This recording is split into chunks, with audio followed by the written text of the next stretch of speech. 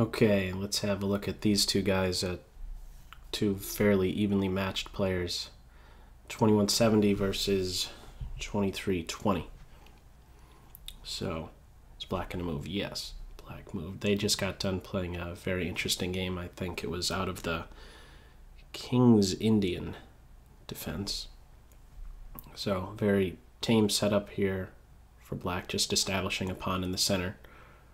And one idea is to just reinforce this, and I think it's what we'll see, in order to counteract the bishop's influence on that main diagonal, c6.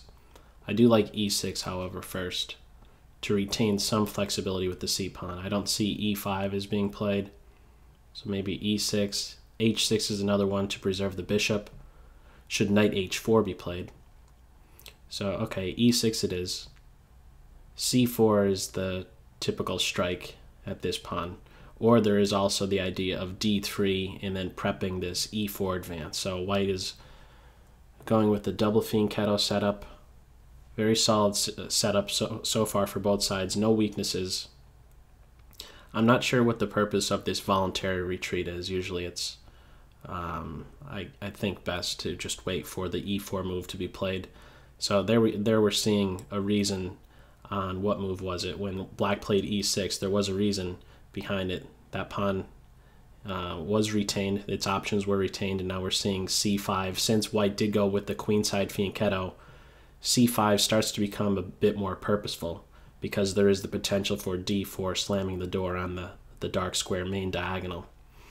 So before that can even happen, white plays that knight into e5, a trade of knights, and okay, it's kicked back. This isn't available just yet because that would hang b7. So what can you do? Actually, right now there's an opportunity to play it, and we're seeing that right away. Maybe knight e5 with f4 support might be there, or e3. These are the quick moves that come to mind. Maybe even b4 to undermine this pawn.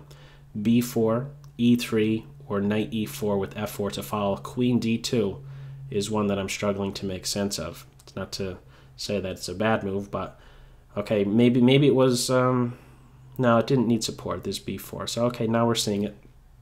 Striking at the pawn that's in white's territory, d4. And, well, potential structural changes. If you're going to do e4, this bishop becomes incredibly bad. But e4 would then set up an f4 strike at the e5 pawn. We're not having that with this structure. This bishop is the worst piece for white. He needs two moves before he's doing anything. And okay, you reinforce this pawn. This rook is a bit loose. This knight, could he do anything exciting? Knight here to f5, that's not an issue. The bishop's there to watch over. It's almost like white is playing without their dark square bishop. So when I see that, I wonder if the counterpart, black's dark square bishop, I wonder if he can cause some trouble. Fortunately for white, they have good dark square control with the pawns on the king side of the board. If there was some dark square weakness, it's almost like black will be able to attack white along the dark square. So some repositioning, focusing now on the e4 square with knight d2. White is there to now watch over it, but you could still post up on this square as white. I guess bishop a3 is intended to put pressure on a base point, c5. And in the meantime, how to get this rook working. Okay, so the queen gets out of the way. We're going to have the doubling on the b file. I'm still liking black here because I'm not so sure how great this bishop is. Well, maybe it's okay all of a sudden. Maybe it's okay because it is putting pressure on this pawn. Is there additional pressure that white could be putting on it? Can the queen somehow get to a5? Two open files.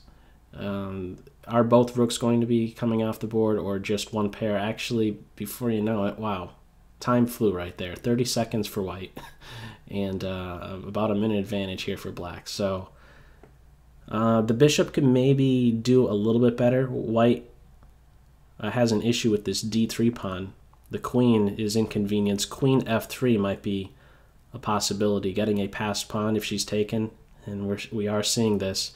And if I'm to imagine a best square for the bishop, I'd love to play to this square right here. And I think we could be seeing that, and we are going to see it. The bishop posting up on d4 is a monster. this pawn will fall. Bishop here is fine. Connected pass pawns would ensue if the bishop is captured, so rook b4 to capture this pawn would be pretty good. And I think black has all day. There's no good way to disrupt this good coordination between the black pieces. If this bishop is ever captured, this pawn can be tracked down. c5 is met with king f8, and black will be there in time since he's inside the box. And for some reason, I was thinking it would have been better to grab this pawn, the more central pawn. But now this white king will be able to put up some resistance, getting to this d3 square. This is a pass pawn. Can it get rolling, however? 22 seconds to now 30 seconds. So white has caught up on time pretty quick here. What will be the continuation? How's this going to finish up? Black needs to get their king working, that's for one. There is a 4-on-3, so these pawns, you might see this king taking up residence on the e4 square. Okay, so this is a better square. Instead of e2, it's e4. This pawn could be pushing as well. I'm not quite sure what this move is. It's probably just make a move so the clock doesn't run out type of move. And let's see who ends up winning this rat race. f6, I guess, to break up the passed e-pawn, or what could have been a passed e-pawn very quickly. And an important square to watch over is b2, so I think that's why we're having the bishop coming back here. So let's just see how it finishes up. Less than 8 seconds for both sides. Connected pass pawns. Very good thing here for black. Connected pass pawns, can it get working? This king is going to bump up here, grab this pawn. This is winning now for black in this time scramble, but what will we have? Check, grab here, grab this pawn, and black ends up winning on time and was also winning objectively as well. So an interesting game there out of the kingside fianchetto. We didn't quite see a king's Indian attack, and a very solid setup for black in the early going. And this guy turned out to be a big issue. Just kind of fast forwarding, as soon as we had this structure, he became an issue, and he wasn't really able to contribute for pretty much the whole game. So anyhow, that's all for this video. As always, I hope you got something out of it. Take care. Bye.